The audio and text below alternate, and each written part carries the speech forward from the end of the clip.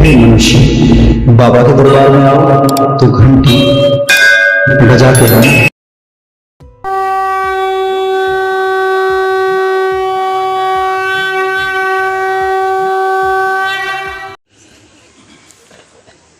जयकार कीजिए ठीक से। श्री सद्गुरु महाराज की जय।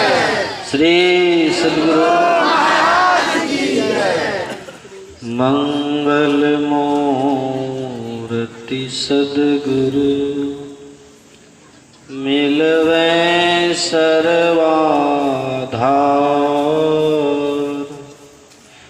मंगलमय मंगल करन बिनवो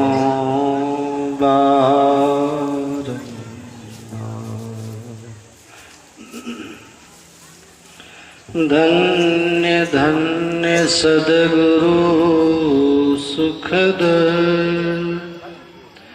महिमा कही न जाए। जो कुछ कहूँ तुम्हारी कृपा मोते कछु न बसा।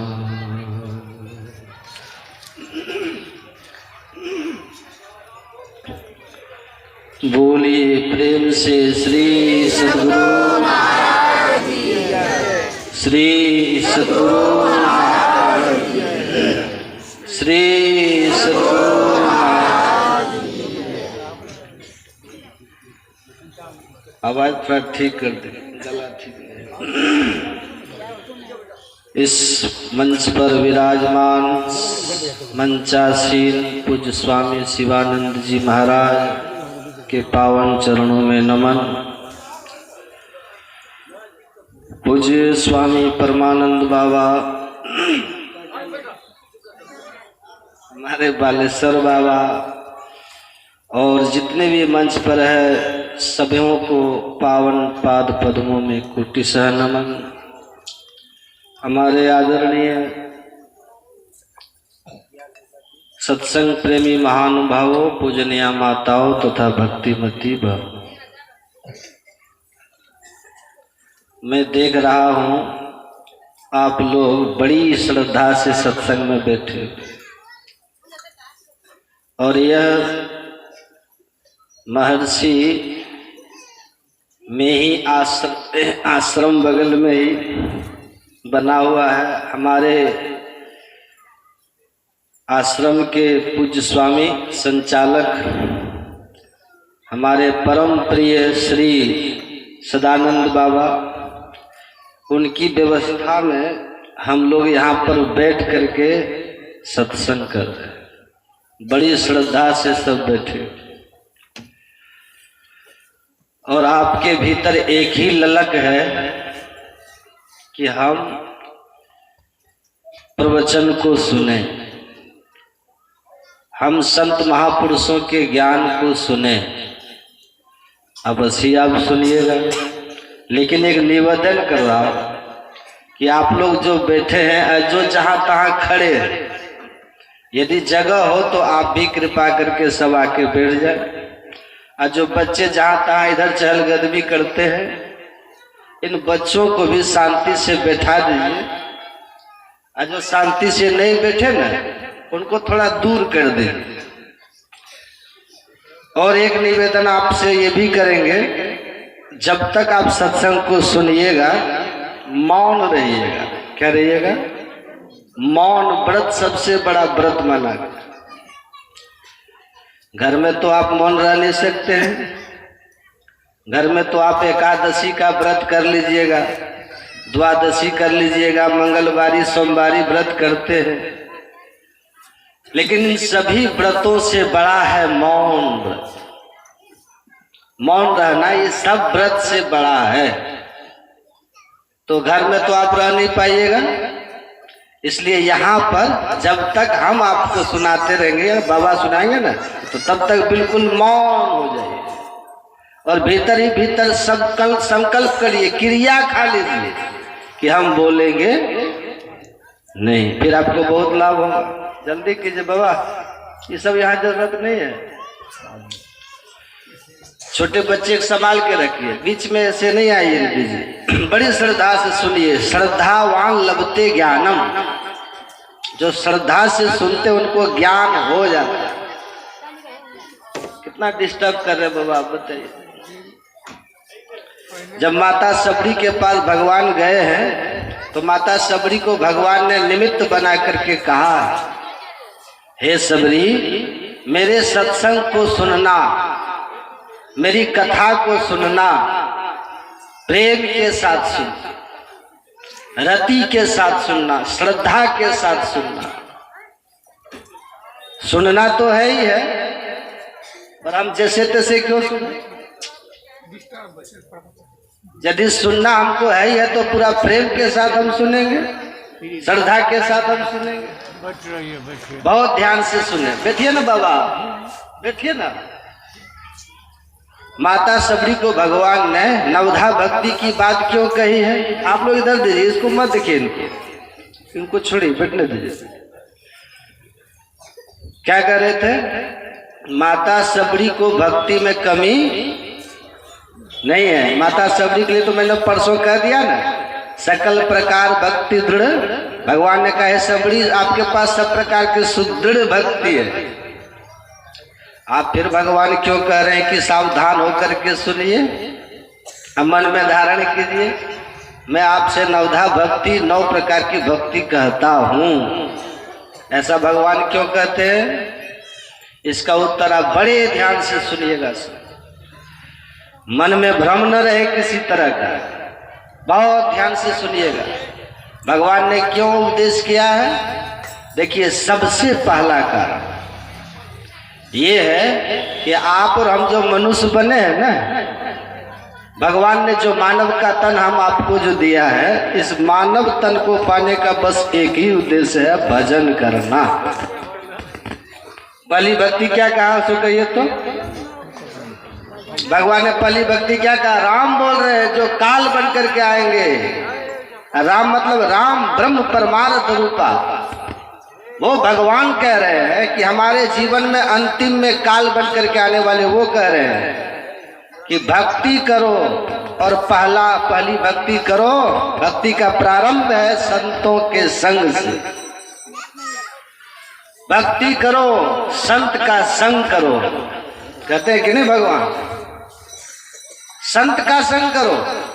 तो आप क्या करते हैं? आप कहते हैं हम तो संत का संग कर ही रहे हैं, हम तो संत के पास जाते ही हैं बाबा, हम तो संत का संग करते ही हैं। तब भगवान ने संत का लक्षण भी बता दिया। आप लोग सुनिए ध्यान से। राम भगवान ने कहा किस संत का संग करोगे? कंठी पहन लिया संत हो गया, गेरुआ पहन लिया संत हो गया, साधु का भेष बना लिया तो संत हो गया। अब पढ़िए, भगवान संत का लक्षण भी बताए। भगवान कहते हैं कि संत उनको समझना सम दम नियम नीति नहीं डोले। ये है संत की परिभाषा। जो संत सम और दम में पूर्ण है। और दम किसको कहते हैं? सम किसको कहते हैं? सुन रहे ना मेरी बात? तो सबसे पहले संत का संग करिए। और संत के लिए भगवान राम कहते हैं वेशभूषा से मत जाइए। अब तो हमारे सत्संगी से भी ऐसे है ना, किसी साधु का भाषण अगर बढ़िया सुन लेगा तो उसी के पीछे उड़ते रहता है, उसी के पीछे दौड़ता रहता है। भाषण सुन लिया बढ़िया, लोग को हंसा खिला दिया, बहुत उसी में पाप लग जाएगा आपको। जो धर्म के नाम पर अधर्म करता है ना, जो शास्त्र विरुद्ध बात करता है, उसका सहयोग करने वाले को दोष लगता है। मत करिए ऐसा काम। आप भाषण सुन करके किसी का एकदम दिखावा देख करके, इतना बढ़िया गाड़ी, इतना बढ़िया पंडाल, इतनी बड़ी व्यवस्था, इतना अच्छा भोजन, आप उसको देख करके एकदम प्रफुल्लित हो जाते हैं। वहीं पर चंदा चिट्ठा वहीं पर काटने लग जाते हैं, उसी के प्रचार करने लग जाते हैं। अरे आप देखिए तो वहां वो समदम की चर्चा करता है अभी कि नहीं? वो भी तो देखिए, वो तो कहता है कि ऐसे खाओ, घर इधर बनाओ, घर उधर बनाओ, भाई से मिलके रहो, पिताजी से सेवा करो। ये तो आम बात है, ये सब तो होते रहता है। पर संत की पहचान क्या है? राम भगवान का वचन है, सम दम नियम नीति नहीं डोले। दम किसको कहते हैं? भगवान ने उसकी भी परिभाषा बता दी। अभी सुने ना, माता सबरी के आगे भगवान गए, ये छठी भक्ति है। भगवान कहते जो छठी भक्ति, ये जो दम के साथ, छठ दम शील, छठ दम शील, जो दमशील हो गया, जो दम की साधना करते हैं और दूसरों को भी करने की युक्ति बताते हैं, ये दम है। और सातम सम, वो संत की सम की साधना। भगवान कहते हैं सम दम नियम, जो सम दम के नियम में पूर्ण है। और दम कहते हैं किसको? दम कहते हैं दृष्टि योग की साधना को। उतना समय नहीं खुलासा करने का, परसों मैंने सुना दिया है। दम का मतलब होता है दृष्टि योग की क्रिया। क्या होता है? दृष्टि योग। और इसी दृष्टि योग को संत मत में बिंदु ध्यान भी कर। सब सुन रहे हैं कि नहीं? कभी कल शरीर जाता है, सत्संग में मन चल जाता है घर, तब रंग नहीं चढ़ेगा। तन के साथ साथ मन भी यहाँ होना चाहिए। देखिए, भगवान का उपदेश है सत्संग करें हम लोग, अब बड़े प्रेम से सत्संग करें। और सच आप पूछिए ना,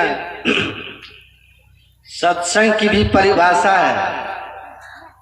जिस सत्संग में 3 धारा बहे, वो सत्संग कीजिएगा।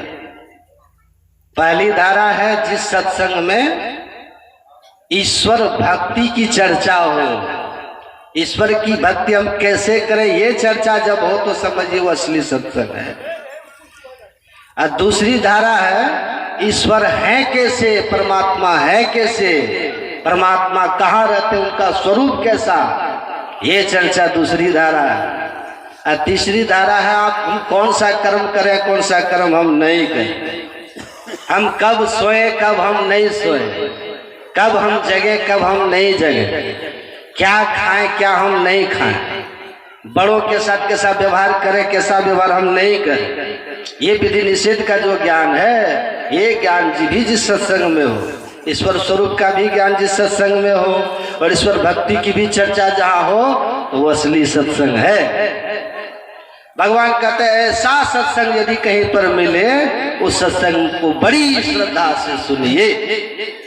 और सत्संग सुनते सुनते करी सत्संग, सत्संग भी करिए और गुरु खोज करिए, गुरु की भी खोज करते रहिए। क्योंकि राम भगवान कहते हैं ना, गुरु पद पंकज सेवा तीसरी भक्ति अमा।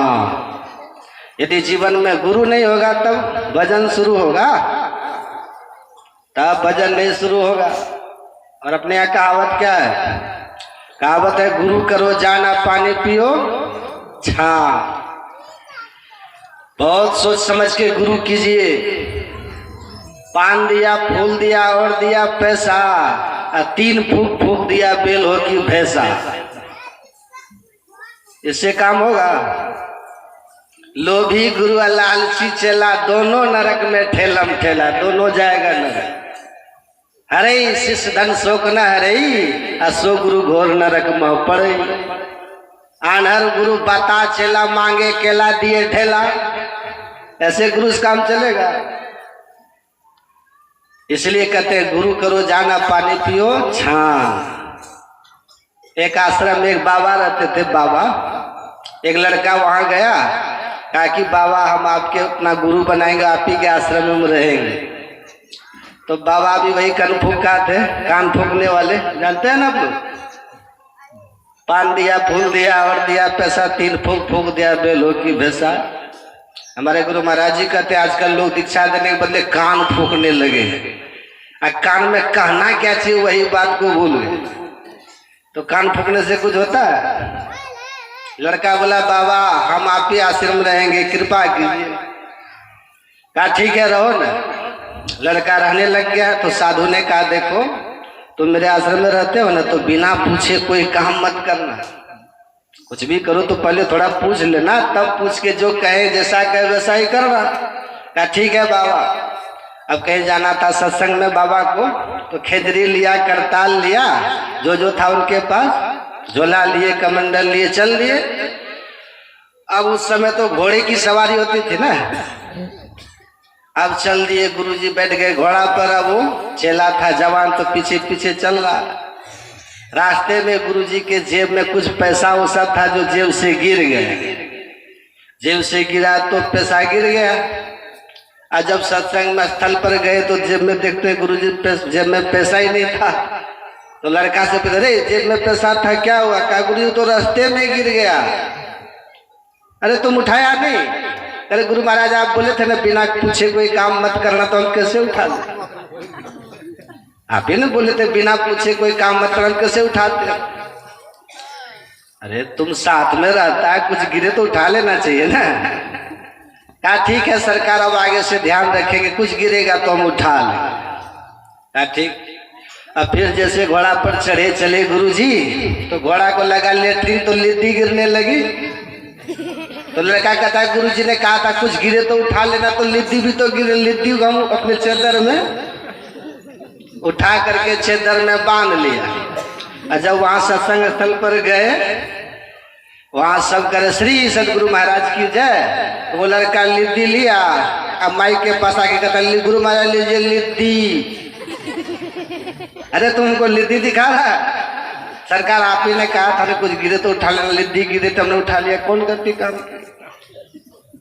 अरे क्या उठाना क्या नहीं उठाना, इतना तुमको अक्ल होना चाहिए ना। अब वो लड़का कहता है गुरु महाराज एक काम करिए, एक लिस्ट हमको बना के दे दीजिए क्या उठाए क्या नहीं उठाए। कहा ठीक है तो लाओ कॉपी कलम। कॉपी कलम लिया।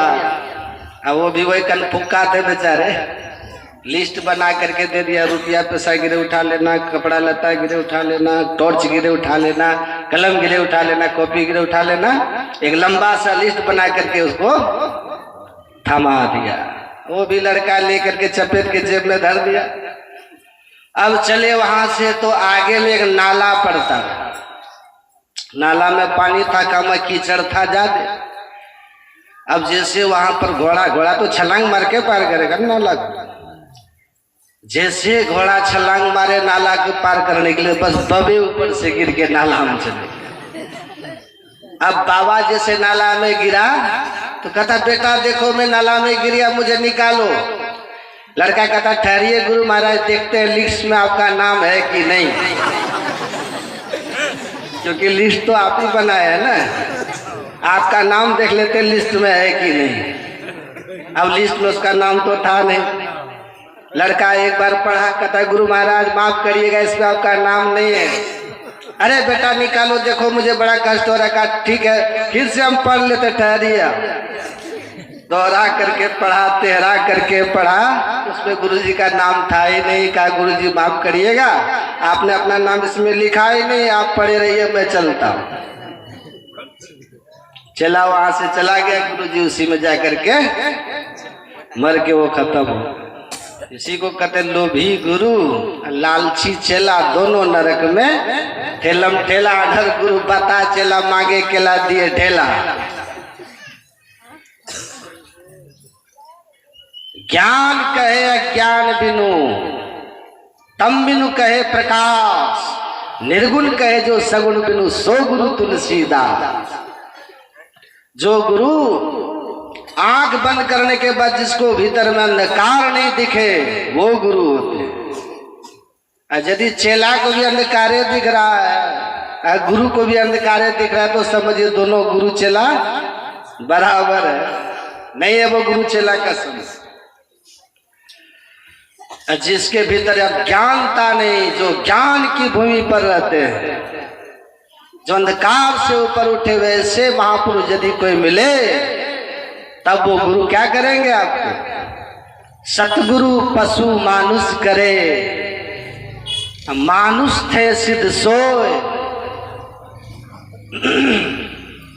और दादू सिद्ध थे देवता। देव निरंजन हो।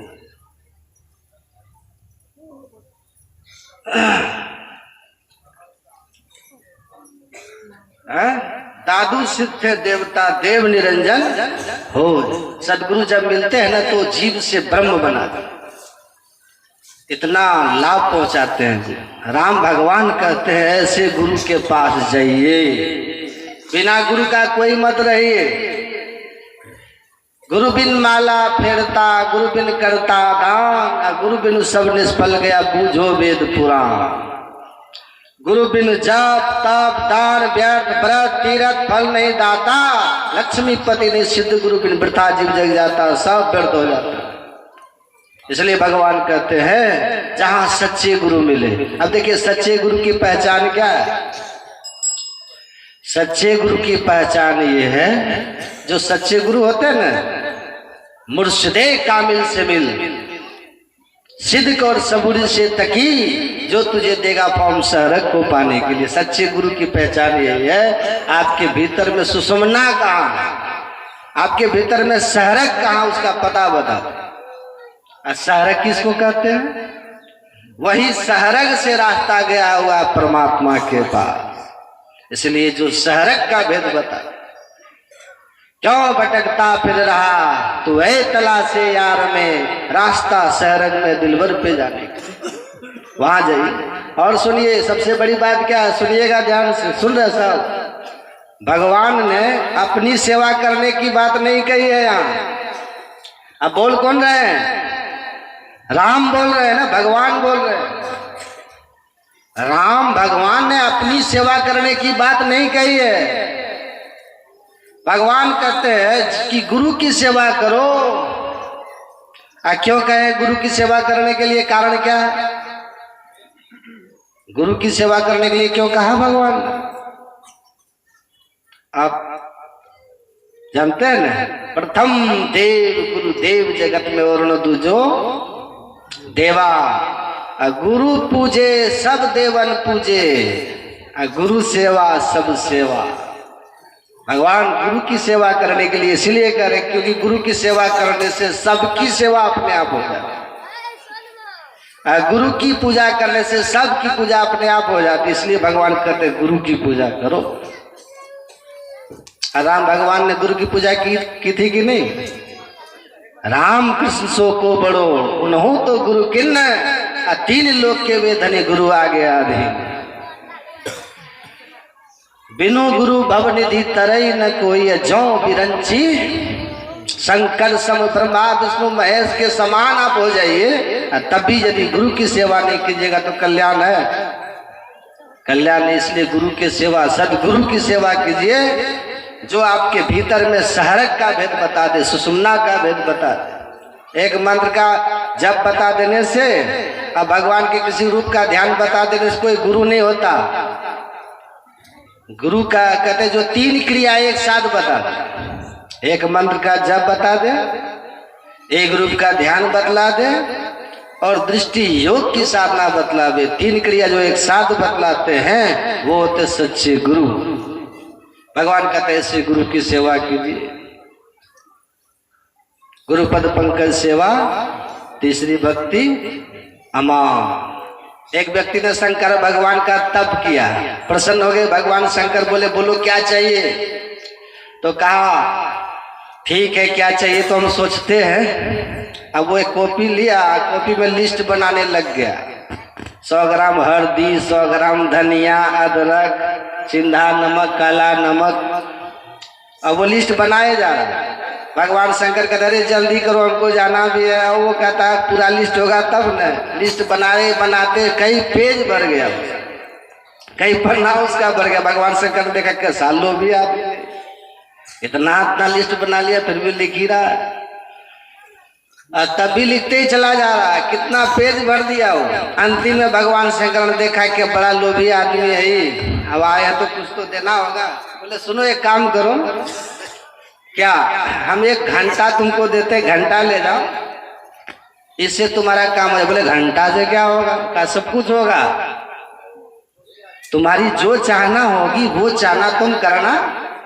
और घंटा बजा देना, वो चीज तुमको हो जाएगी। बोले वाह, ये तो हमको दे दीजिए घंटा।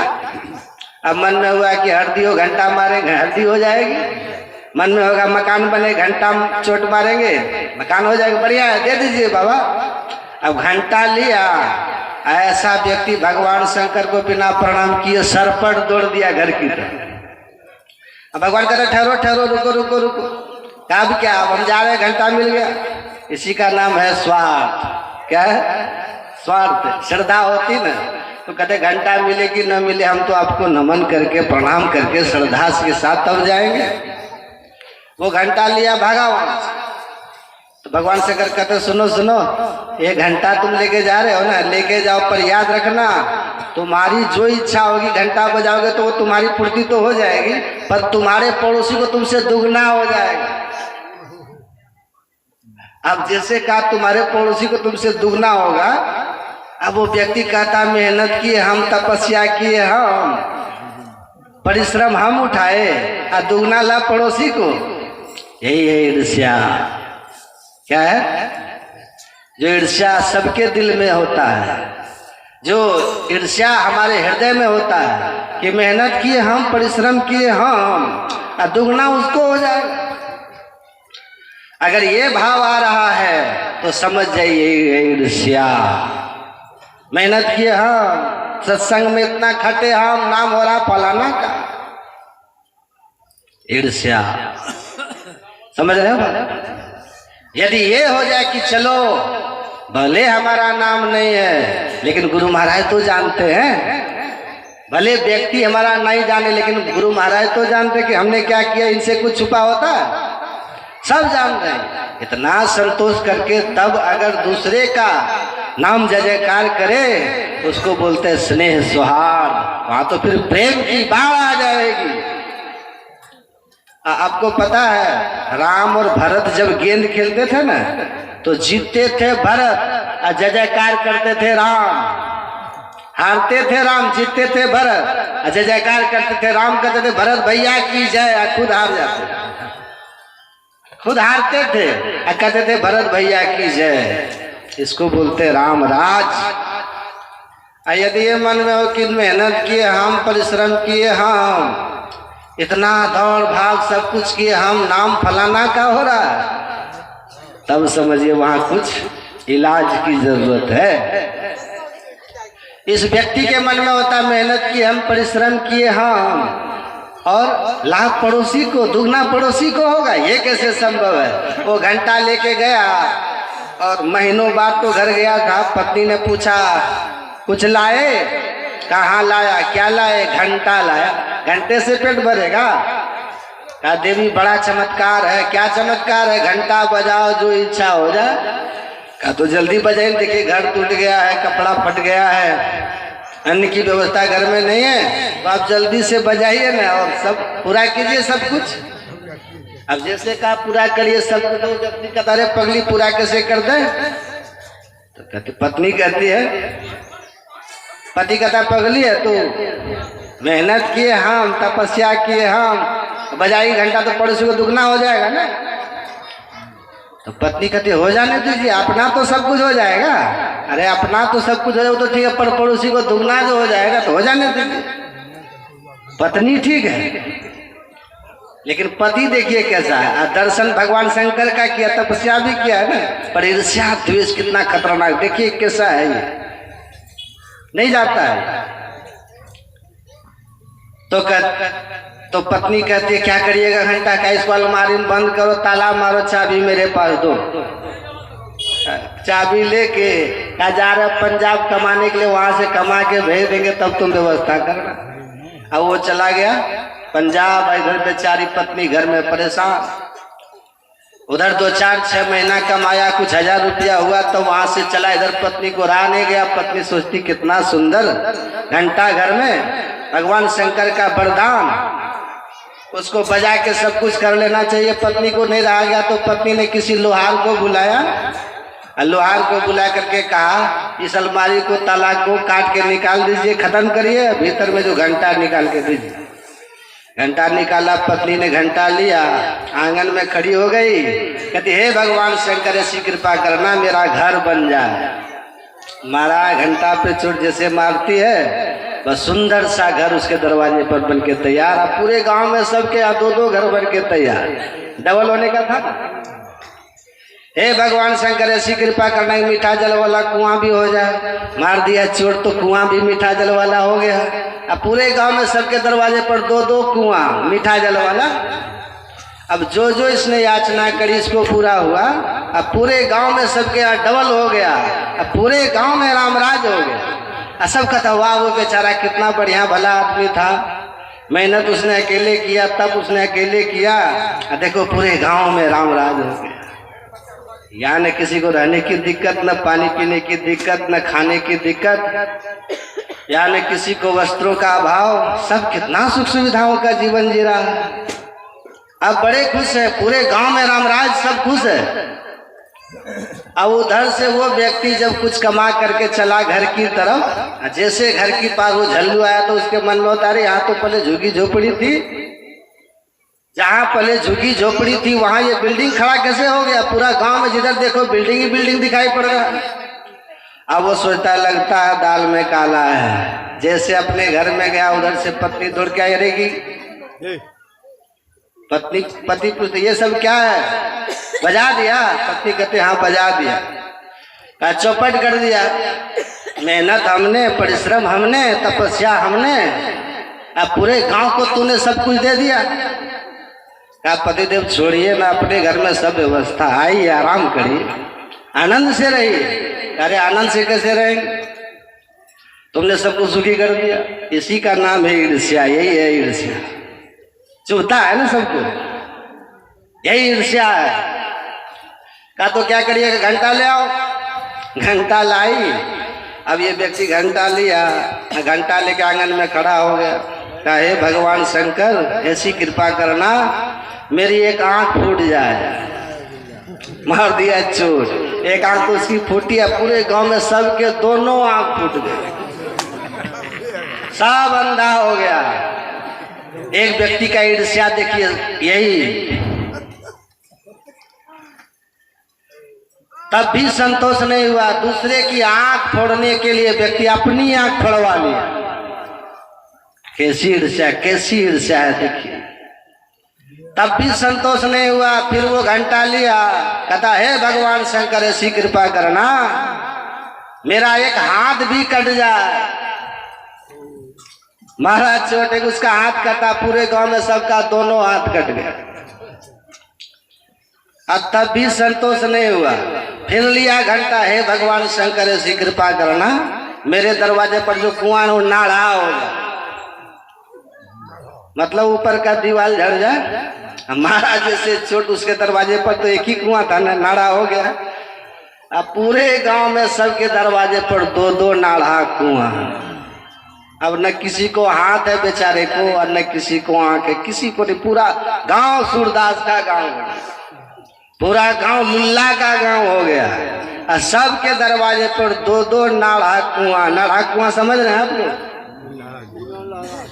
हाँ, सब जानते, ये भाषा है इधर की। सबके दरवाजे पर 2-2 नाड़ा कुआं है, न किसी को हाथ है न किसी को आंख है। अब जो जिधर जाते सब केला के थम की तरह धम धम कुआं में गिर रहा है। सबका कुआं लाशों से भर गया।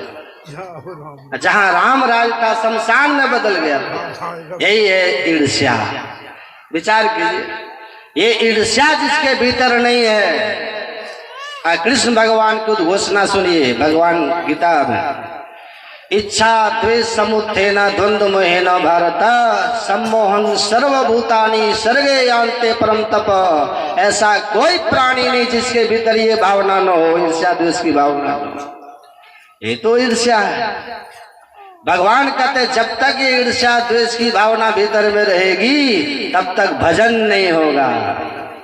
तब येषां त्वन्दगतं पापानां जननां पुण्य कर्मणां ते द्वंद्व मोहन निर्मुक्ता भजन्ते माम दृढ़व्रताः।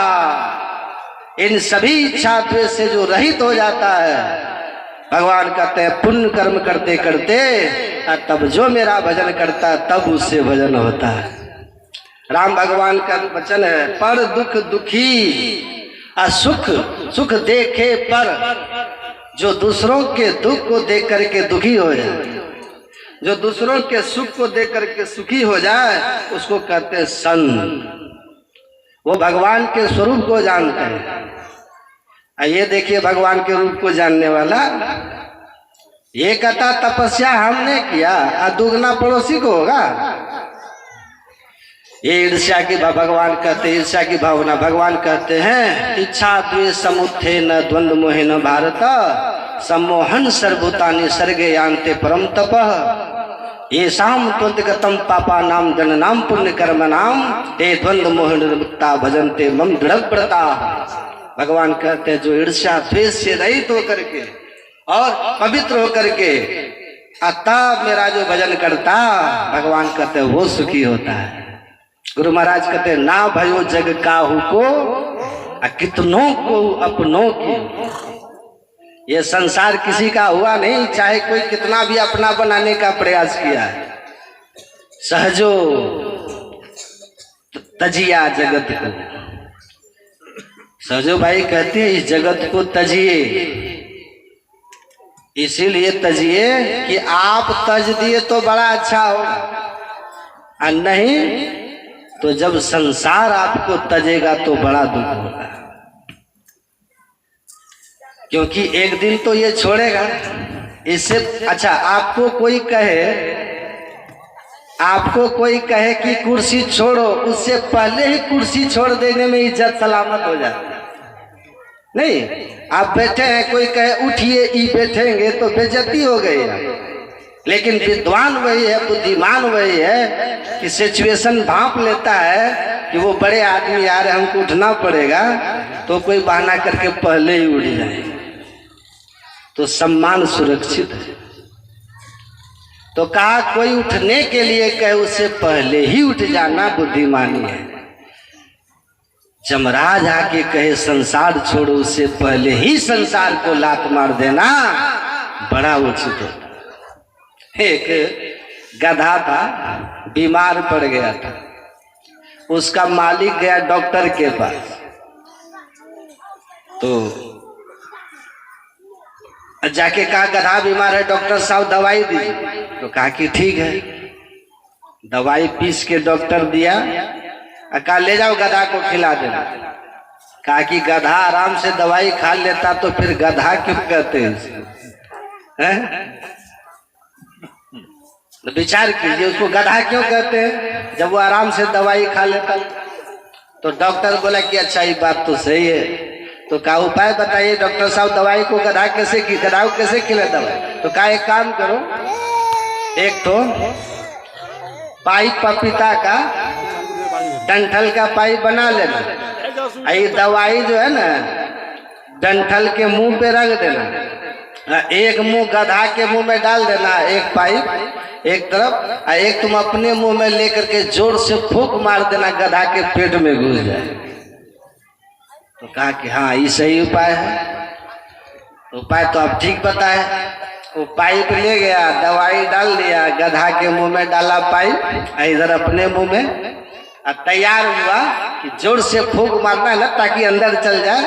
ये दम ले करके पूरा सोचा फूंक मारे, बस पहले गधे छींक मार दिया। गधा को सर्दी जुकाम था, ये अभी तैयारी में था कि गधे छींक दिया कस के, आप फू, बस दवाई इसी में घुस गई, उल्टे हो गए। अब जिस दवा को गधा खाता तो गधा ठीक हो जाता, आई बिना बीमारी के गधा का दवाई आदमी के पेट में यही बीमार हो गया। समझ रहे हैं बात? तो आप तैयारी में रहिएगा कि हम संसार छोड़ेंगे तब तक जमदूत आ जाएगा, पैराम पड़ जाइएगा उससे। इसलिए सहजो भाई कहती है सहजो भज हरि नाम को तजो जगत सोने, अपनों तो कोई है नहीं अपनी सगी न दे, यही कहे गुरुदेव जो यही पुकारे संत, सहजो तजिया जगत को तोय तजेगा अंग। तुम पहले छोड़ दी तो बहादुर हो गई, और नहीं तो जगत ये जब लात मारेगा तो बड़ा दुख होगा, बड़ा दुख होगा। तो संसार को ठीक ठीक समझिए, संसार का स्वरूप समझिए।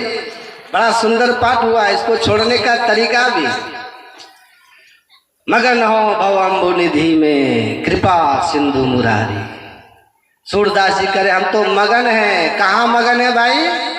भव अम्बु निधि में, संसार में, समुद्र में हम मगन होकर के। एक छोटा सा प्रसंग करके खत्म करते। एक पति पत्नी शहर में रहते थे, शादी हो गया लड़के का, सर्विस करता था, पत्नी को लेके शहर चला गया। सुन रहे हैं? एक दिन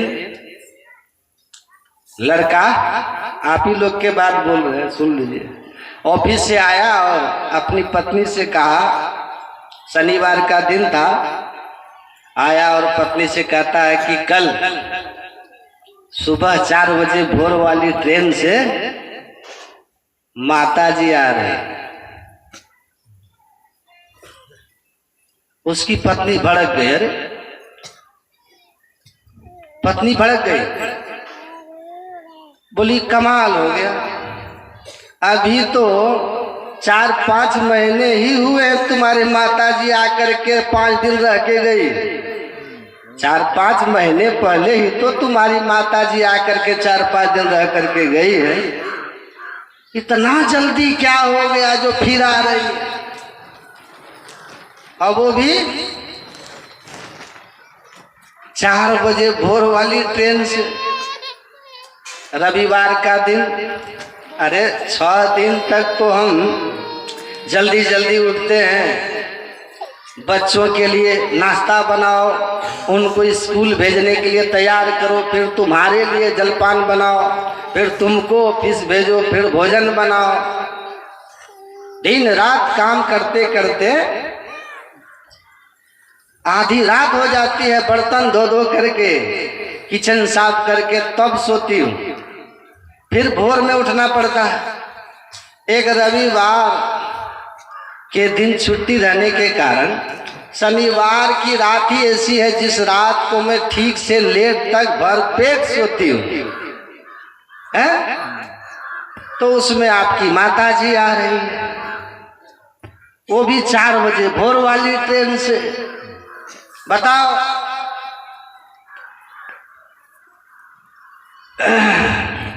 माता जी बहुत ध्यान से सुनिए, आप ही लोग के लिए, है ना? अंतिम दिन है, हम भी देवघर से आए हैं। कहते क्या जरूरी है? शनिवार के रात में ट्रेन पकड़ ली। हम सोचे थे कि कल हम, गरम है पति जी महाराज को बोलने का अवसर नहीं मिल रहा, बेचारा चुपचाप सांप सूंघ गया है, सुन रहा का क्या जरूरी है आने की, वो भी कल।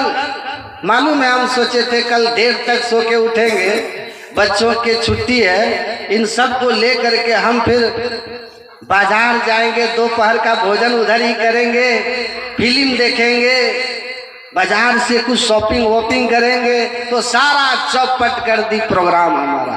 बुढ़िया आ रही है शनिवार, अरे 4-5 दिन महीने नहीं हुए, रहा नहीं जाता बेटे के लिए। अब बोले जा रही है, अब बेचारा पति देव महाराज चुपचाप सुन रहे, कर भी क्या सकते, सुन रहे। बोलते बोलते जब थक गई, कितना बोले, उलाहना देते देते जब थक गई, तब पति जो थे तो बड़े प्यार से धीरे धीरे बोले, मेरी माँ नहीं तुम्हारी माँ आ रही है। किसकी माँ आ रही है? तुम्हारी माँ आ रही है, तुम्हारी माँ आ रही है। अब जैसे सुनी न कि मेरी माँ आ रही है, तो देखिए अभी राग भैरवी से जो गा रहे थे ना, अब जिस राग भैरवी में अभी गा रही थी, वो किस तरह कजली राग में बदल गया। कहती है ओहो पहले न बोलना चाहिए था। अरे पहले क्या बोलना चाहिए भाई? पहले बोलना चाहिए मेरी माँ आ रही है। अच्छा 2 महीना हो गए माता जी को यहाँ से गए हुए, देखने के लिए मन बेचैन था। बेचारा की माँ 5 महीना पहले गई थी, लेकिन डर से बेचारा कुछ नहीं बोल रहा। अपनी बारी आई तो कहती है 2 महीना हो गए माँ को देखे हुए मन बेचैन हो गया था। 2 महीना पहले आई थी। बड़ा अच्छा है जी, कल रविवार भी है, छुट्टी का दिन है, आप आराम से सो जाओ। हम आपको 3:30 बजे ही जगा देंगे, है ना। गाड़ी लेकर के हम लोग भी चले जाएंगे, साथ में बच्चे को भी ले जाएंगे, इनकी भी छुट्टी है, रविवार है। बच्चों को भी स्टेशन लेके चले जाएंगे। नाती नतनी को देख करके नानी का हृदय जुड़ा जाएगा। जैसे दादी देख लेती तो उसके हृदय में आग लग जाती, नहीं, लेकिन नानी का हृदय जुड़ा जाए।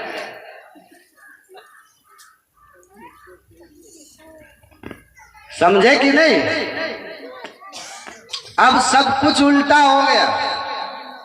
कहती है बड़ा अच्छा है, कल रविवार है, छुट्टी है, मम्मी को भी ले जाएंगे। मम्मी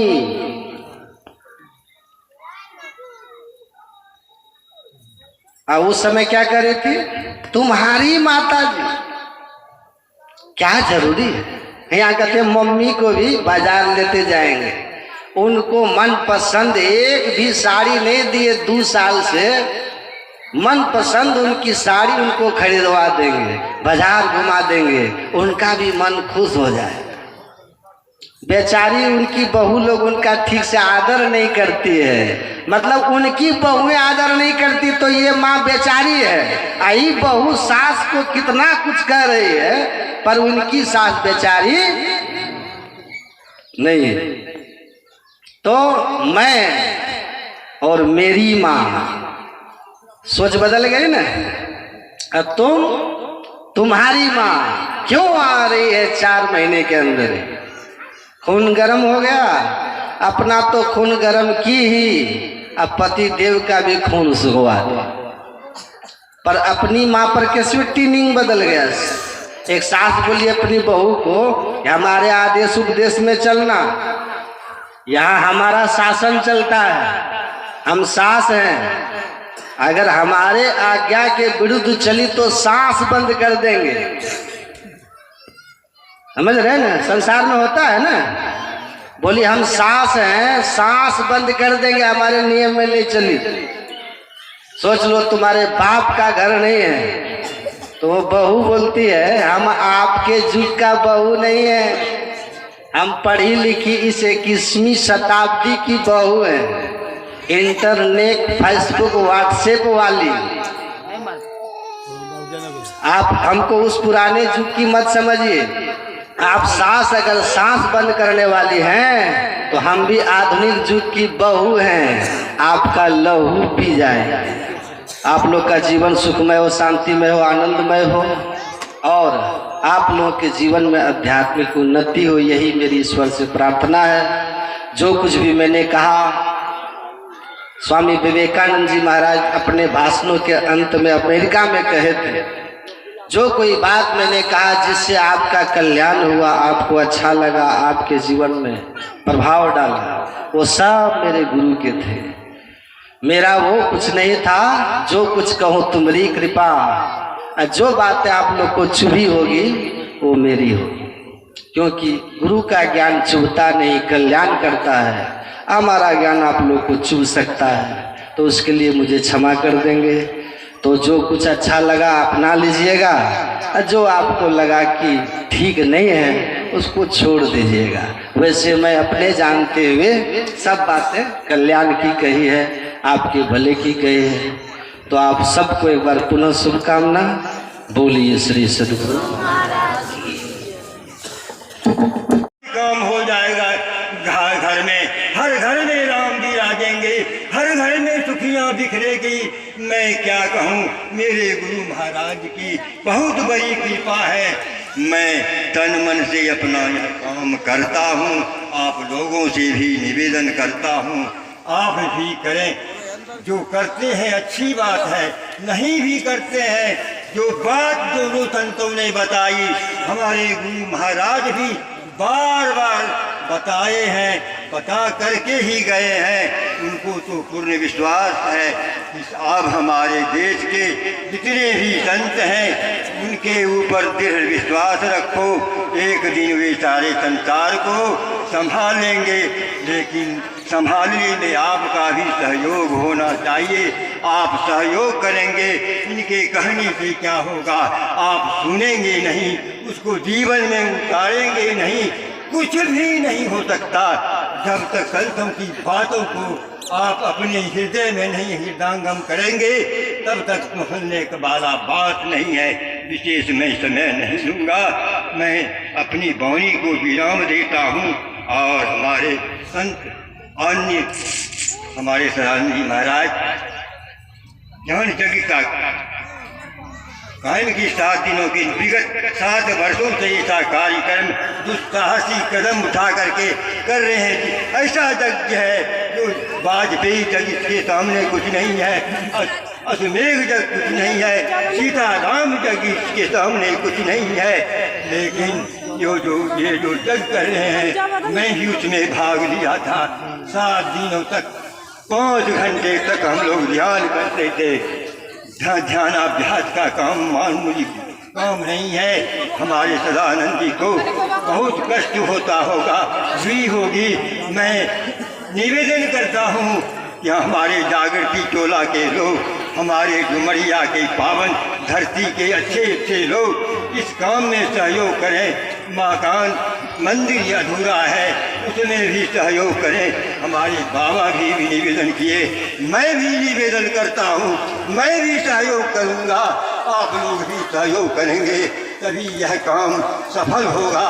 मैं विशेष कुछ नहीं कहना चाहता हूँ, आप खुद ही विवेकी हैं। अस्य प्रज्ञान शास्त्रम तस्य करोति की रोजना भी नैसे दर्पणम की करती।